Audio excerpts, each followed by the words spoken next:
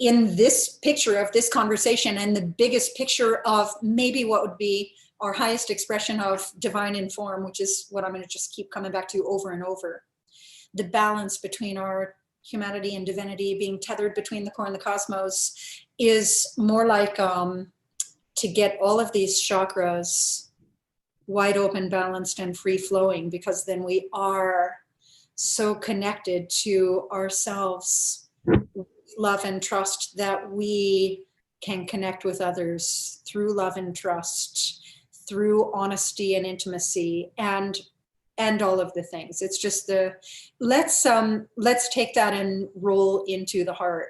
Yes, the heart. I was thinking about all these other chakras are great, but the heart is the most valuable or important or sacred, if you want to call it something like that. Well, it's I think the heart is right there at the center of between the humanity and the divinity, right? It has a stronger electromagnetic frequency than the mind. Right. And when we start to talk about, I think that we actually talked about it a little bit last time when we talked about how to serve on a higher level, how to be of service to humanity. I talked about intuition and being in service as being so attuned, by the way, to yourself and to another through yourself, that quite literally, instead of hearing with your ears, you're hearing from your heart. And instead of seeing with your eyes, you're seeing with your Christed eye. That is where these chakras really also come into play. The heart is not, to me, indicative of romantic love. I would call it a higher level of love of humanity.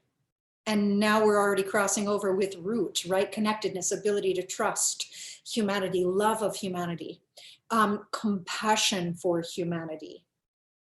So when I think of heart, I think of what I might call a higher level of love that is selfless.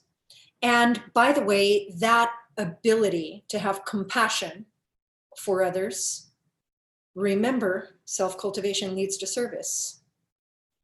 This comes from the ability to have self-compassion. So you need to be kind to yourself on the deepest of levels to be able to be truly kind to someone else.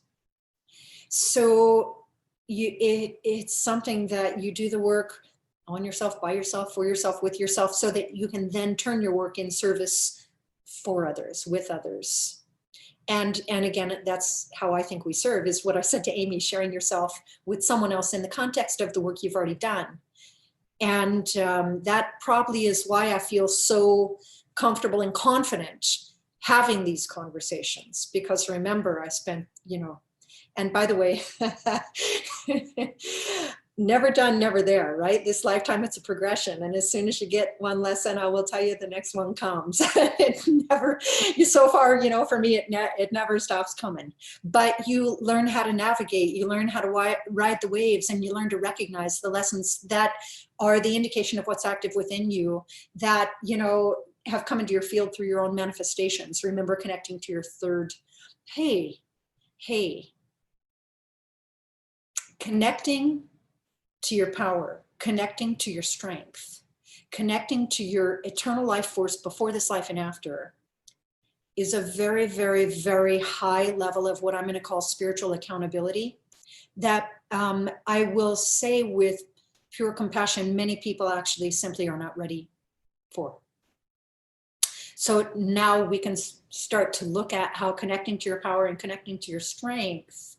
Yeah, and so an indication of being disconnected to that would be a bit of kind of a pattern of being a victim in your life, right?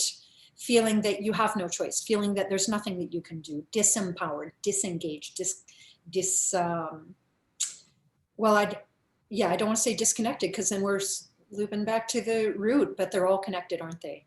Wait, but what I'm not getting about the heart is the sensing that seems to be most real. I mean, there's sensing on every level, you know, the roots, the sex, the power, but there's something else that happens when you get to the next level. And so Definitely.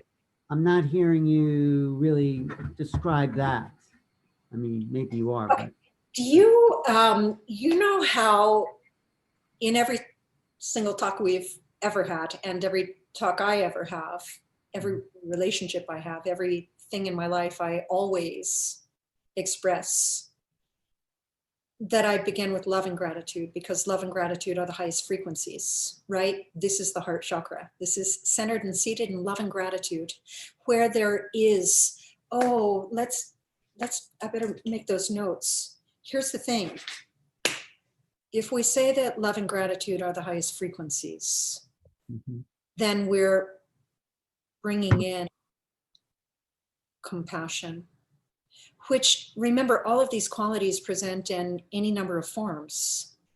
And mhm, it could present in being gentle, being kind, mhm. being grateful.